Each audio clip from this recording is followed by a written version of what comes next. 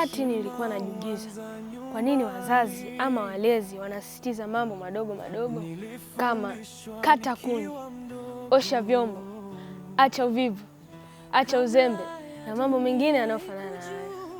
Niliona ni kama mateso na kama wananikwamisha vile. Lakini siku moja nikaja nikagundua. Nilipoanza kupuuza maagizo yao, ndipo maisha yangu yakaanza kukosa mwelekeo. Nilikosa nidhamu na pia mpangilio wa maisha. Hata mambo yangu binafsi yakaanza kuyumba. Ndipo nikatambua wazazi hawatutumi tufanye kazi ili kutuumiza, bali wanatutengeneza. Leo hii nimejifunza kuwa kijana anayeheshimu wazazi, walezi, walimu au viongozi wake anajijengea msingi wa maisha bora. Na yule anayekimbia ratiba, utaratibu na kazi za nyumbani anakimbia mafanikio yake mwenyewe bila kufahamu. Ndugu yangu anayenisikiliza, usione wazazi, walezi, walimu, viongozi wa kidini au waajiri wanakukera.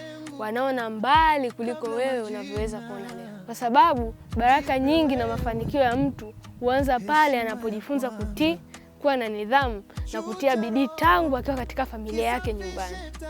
Nikinukuu katika Biblia kwenye kitabu cha Mithali 22:29, Biblia inasema, "Je, umemwona mtu mwenye bidii?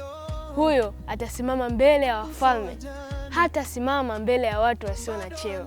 Familia ndiyo msingi mkuu wa malezi na maadili mema. Inaanza nyumbani, kwenye damu, kwenye mifupa, ndani. Ukinipenda, anza na ndani. Msingi wa mtu bora, taasisi na taifa imara ni familia.